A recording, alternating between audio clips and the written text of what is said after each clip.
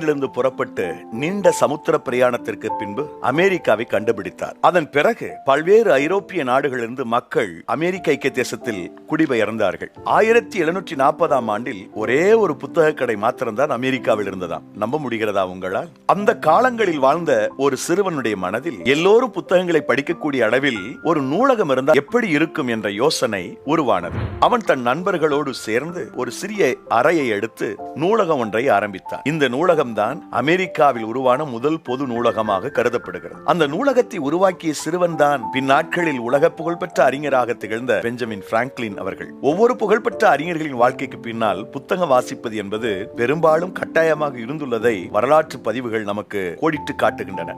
ஒரு சந்தர்ப்பத்தில் முன்னாள் பாரத பிரதமர் ஜவஹர்லால் நேரு அவர்கள் 10 மணி நேர பிரயாணம் செய்ய வேண்டியிருந்தது. அந்த 10 மணி நேரத்தில் பிரயாணத்தின் போது படிப்பதற்கு பிரயோஜனமாக 50 புத்தகங்களை அவர் வாசிக்க எடுத்துக்கொண்டார். அதை கவனித்த அவரது மகள் முன்னாள் பாரத பிரதமர் இந்திரா காந்தி அவர்கள், நீங்கள் பிரயாணம் செய்ய வேண்டுவது 10 மணி நேரம் தான், ஆனால் அதற்காக 10 புத்தகங்களை எடுத்துக்கொண்டு செல்கிறீர்கள், எப்படி இதை வாசிக்க போகிறீர்கள்? அதில் சாத்தியம் இல்லையே என்ற போது ஜவஹர்லால் நேரு தன்னுடைய மகளை பார்த்து சொன்னார், உண்மைதான், நான் வாசிக்க முடியாவிட்டாலும் 10 புத்தகங்களை எழுதிய ஆசிரியர்கள் என்னோடு கூட வருவது போன்ற உணர்வை அந்த புத்தகங்களை சுமந்து கொண்டு செல்லும் போதெல்லாம் நான் பெறுகிறேன் என்றார். அதனால்தான் அவர் ஒரு ஆகச்சிறந்த அறிஞராக, சிறந்த அரசியல்வாதியாக அகில உலகத்தால் அறியப்படுகிறார். அதே போல நாடாளுமன்றத்தில் எப்பொழுது பேசினாலும் நிறைய புத்தகங்களிலிருந்து மேற்கோள்களை காட்டி பேசுவாராம். இவரது அறிவார்ந்த பேச்சுக்களை கேட்போர் எப்படி இவர் இத்தனை புத்தகங்களை படிக்கிறார் என்று அதிசயப்படுவார்கள். ஒருமுறை சிலர் அவரிடம், தங்களுடைய ஏதாவது கேட்டால் நேரம் இல்லை என சொல்லுகிற நீங்கள்